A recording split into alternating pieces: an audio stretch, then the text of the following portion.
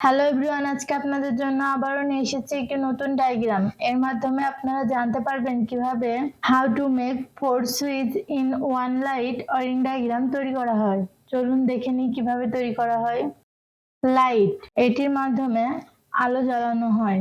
Connector, এটির মাধ্যমে সমস্ত লাইন একত্রিত করে লাইন সাপ্লাই করা হয়।